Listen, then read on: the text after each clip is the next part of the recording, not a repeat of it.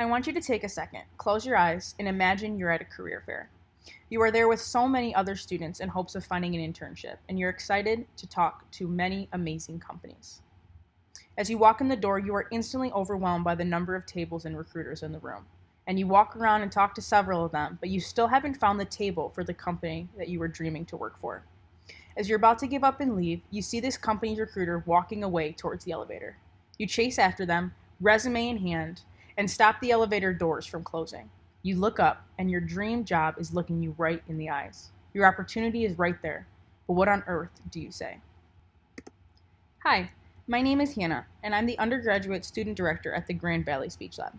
You may also find it interesting that I am an information systems major who just a few semesters ago was sitting in your seat preparing my elevator pitch.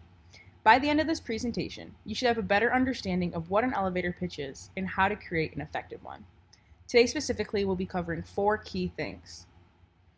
Why do I need it? When do I use it? What do I include? And how do I deliver it? First, let's dive into what an elevator pitch really is.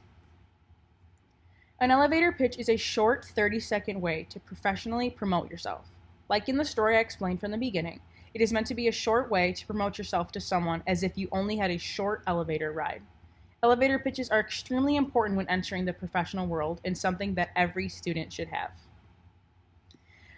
Elevator pitches can be used anywhere when you want to professionally promote yourself. The most common places that you'll probably use it is when you are seeking employment, like at a career fair or a job interview, but you can also do them at academic conferences as well. Now that you know what they are and where to use them, let's talk about what it should include. Each elevator pitch contains 4 similar things: who you are, what you do, what you want, and an overall call to action. While each of you will follow the same structure, each of yours will be unique and personalized just for you. First, you are going to want to include your full name, your year or academic standing, and your graduation date. This will give the person that you're talking to a good understanding of who you are and what academic experience you have. Next, you want to talk about your experience and skills. Here you can talk about what development you've done, what internships you may have had, or what technical skills you have accrued over the years. The most important part of this is to say what is positive about yourself. You should not say, well, I haven't had any internships and I'm just starting out my major, so I don't have that much programming. Recruiters will instantly be turned away and think that you haven't put much effort into learning. Instead, you should say something like, during my time as a student, I've advanced my technical skills by taking this class on programming in my free time. Or while I don't have any professional coding experience, I've done several coding in classes at the university.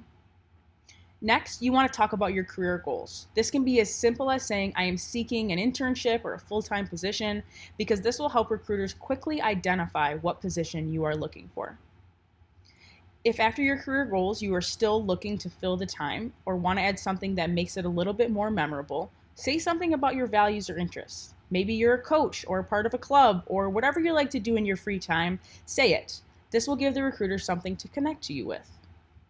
Finally, you want to finish with an overall call to action. This is something that smoothly ends your pitch and changes the focus off of you and instead onto the recruiter. A lot of people never know how to really close up their pitch. You get yeah, so that's it. But by having a call to action, saying something like, do you know where my skills would be an asset to your company? Or do you have any open positions that my experience would fit well with? To give you a better idea of what I'm talking about, let's talk through an example. The example we are going to be working through is the bottom one, seeking a job opportunity. Hi, I'm Tom. I spent the last 8 years learning and growing in my role as a media planner, where I've developed and optimized strategic media plans for our top client and managed a subset of planners as a team lead. This introduction gives the recruiter a general idea of what his name is and what experience he has had in the past years. One of my proudest achievements was a pro bono project that was recognized as a top nonprofit campaign last year. This additionally goes into the experience or achievements, but it also could be an interesting fact about him that he is proud about. I've been interested in moving to nonprofit for quite a while and love what your company does in education. This is part of the career goals. He is saying that he wants to move to this type of environment and loves what the company does. And finally, he closes it up with a, would you mind telling me about any media planning needs you may have on the team? This is a perfect call to action to transfer the attention off of Tom, who is giving his elevator pitch, and instead on the recruiter.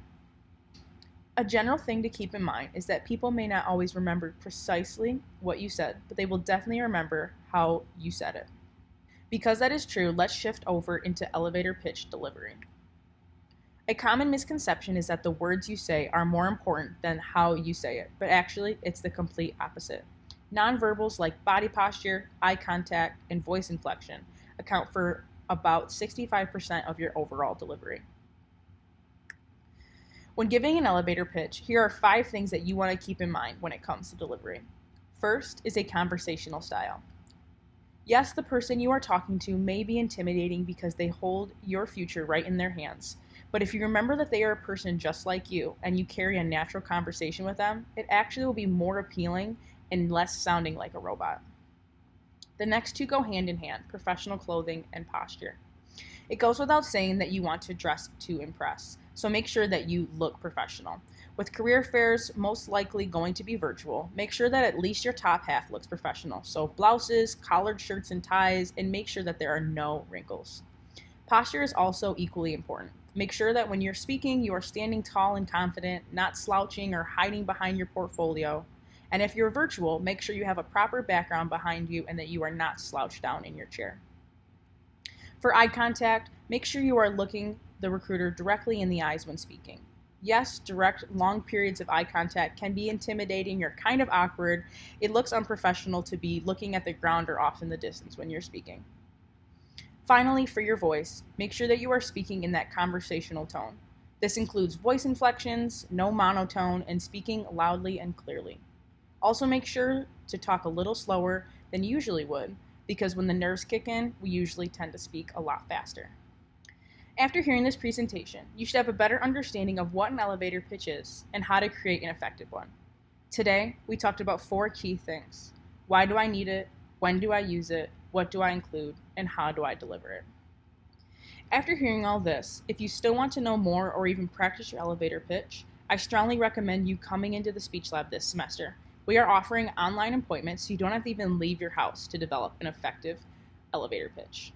We are open Sundays from 4 p.m. until 9 p.m., Monday through Thursday, 9 a.m. to 9 p.m., and Fridays from 9 a.m. until 1 p.m.